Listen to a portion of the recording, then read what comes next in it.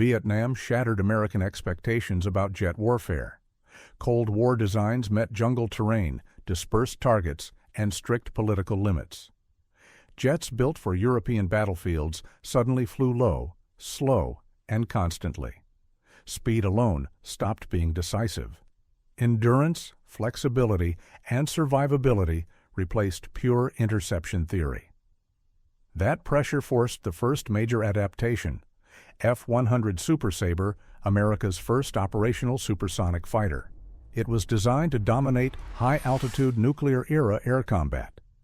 Vietnam repurposed it into a daily close support platform. Combat accounts suggest it handled varied missions with surprising flexibility. Sustained exposure to ground fire revealed structural and survivability limits. Those losses reshaped expectations for future fighter durability. The Super Sabre proved jets could adapt under pressure. It also showed adaptation carried costs. That lesson echoed across every aircraft sent south. Doctrine shifted before design, or could catch up. Aircraft were asked to do jobs they were never built for. Some succeeded only temporarily. This opening phase defined the conflict's aviation reality. Every jet that followed inherited these contradictions. The war had changed the rules. Up next, early Cold War fighters are pushed beyond their original purpose. These jets arrived optimized for speed, not sustained presence. Cold War theory expected brief clashes, not constant exposure. Vietnam immediately tested those assumptions. Sorties multiplied faster than designs could adapt. Aircraft succeeded tactically, then failed structurally. Limits surfaced through repetition, not surprise. F-100 Super Sabre. A fast supersonic fighter adapted into a strike role. It was designed to outrun threats, not absorb continuous punishment. Vietnam forced it low and slow over hostile terrain. Combat accounts suggest flexibility across missions came at a cost. Losses mounted as survivability margins narrowed. It so worked until durability demanded something heavier. Next came brute force. F-105 Thunder Chief. A massive supersonic strike aircraft built around payload. It existed to deliver nuclear weapons at extreme speed. Vietnam converted it into a conventional bombing platform. Its capacity enabled sustained pressure on fixed targets. Predictable routing and size increased exposure to defenses. Public reporting indicates attrition reshaped planning assumptions. That vulnerability forced escort and suppression support. Then came an outlier. F-104 Starfighter. A pure interceptor defined by speed and climb. It was optimized for short missions and controlled environments. Vietnam exposed its narrow operational relevance. Limited endurance restricted flexibility over complex terrain. Its presence remained brief and situational. The war quickly moved beyond its strengths. Mission volume punished designs built for short, decisive engagements. Aircraft were flying daily under political constraints. Speed solved entry, not survival. Persistence exposed fatigue, maintenance strain, and limits planners never expected in sustained combat conditions alone. Speed failed against terrain, weather, and daily mission persistence. Survivability and payload suddenly mattered more than raw performance. The solution was specialization under sustained pressure. Fast jets proved inefficient against dispersed ground targets. Low-level operations demanded endurance and structural toughness. Attack aircraft emerged to fill that gap. A-4 Skyhawk, a compact, rugged naval attack jet built for reliability. It was designed for simple carrier strike operations. Vietnam turned it into a high-tempo daily sortie platform. The aircraft thrived in repetitive mission cycles. Its small size supported flexibility across varied strike demands. Operational accounts often describe exceptional mechanical dependability. That reliability kept it flying when others rotated out. Payload growth remained limited as defenses evolved. The Navy reached the aircraft's expansion ceiling. A larger, more capable solution became unavoidable. A-6 Intruder. a purpose-built all-weather attack aircraft. It existed to strike regardless of visibility or conditions. Vietnam's terrain and monsoon cycles made that capability decisive. The aircraft operated when weather grounded faster jets. Advanced systems supported consistency across complex environments. Public reporting indicates accuracy improved under poor conditions. Those systems increased maintenance demands and logistical burden. Technological complexity required layered protection. Survivability depended on coordination beyond the airframe itself. Attack jets solved the delivery problem. They carried weight, endured repetition, and absorbed operational strain. They reduced risk to mission timelines under difficult conditions. They changed expectations for close support aviation permanently. These aircraft reshaped operational planning assumptions.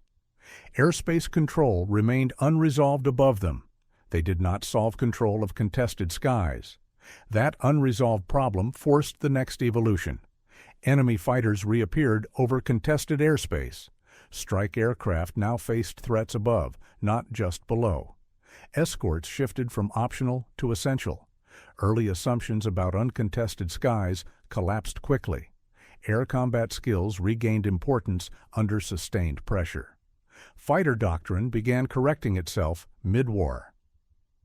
F-4 Phantom II. A powerful twin-engine multi-role fighter built for reach. It was designed for fleet defense and high-speed interception. Vietnam demanded it perform every mission simultaneously. The aircraft adapted across escort, strike, and patrol roles. Public accounts suggest flexibility became its defining trait. Early doctrine underestimated close-range air combat realities. Training and tactics evolved during ongoing operations. Lessons were absorbed under combat conditions, not classrooms. Next came a different philosophy. F-8 Crusader. A Navy fighter centered on close-in engagements. It was designed around maneuverability and gun combat. Vietnam validated that approach under real conditions. Pilots often described confidence within visual range. Its strengths depended heavily on pilot proficiency. Modernization options remained limited as systems evolved. The platform aged faster than emerging requirements. Future integration demanded broader capability sets. Air superiority gradually returned, but never universally. Control varied by time, location, and support availability. Fighters now relied on coordination beyond individual performance. Support systems shaped outcomes as much as aircraft design. This phase marked a doctrinal reset across services. Assumptions were challenged publicly, then rewritten quietly, under pressure. Adaptation replaced certainty as the guiding principle going forward.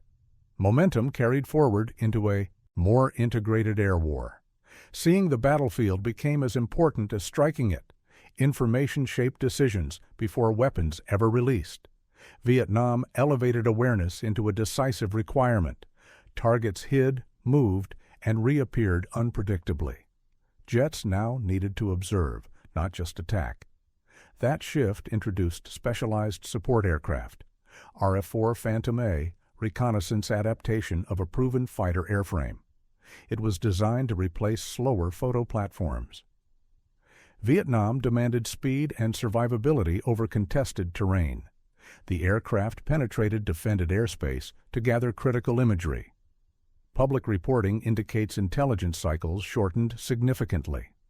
Operating without weapons increased exposure during missions. Survival depended on timing, altitude, and external protection.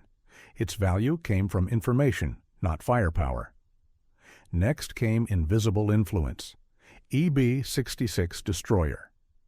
An electronic warfare jet built from a bomber lineage. It existed to disrupt and confuse opposing systems. Vietnam revealed its impact quietly and indirectly. The aircraft shaped battles without appearing on maps. Effectiveness relied on proximity and sustained presence. Large size limited maneuverability and survivability margins. Vulnerability required careful coordination with other assets. Those constraints influenced future electronic warfare design philosophy. Information now moved faster than strike packages. Command decisions adjusted closer to real time. Awareness improved, but outcomes still required physical pressure. Information guided action, yet aircraft still had to act directly. Tactical strikes failed to break logistics. Supply networks adapted faster than planners expected. Pressure increased without decisive collapse. Strategic weight was introduced carefully and deliberately. Political limits shaped every escalation decision. Heavy bombers entered under restraint.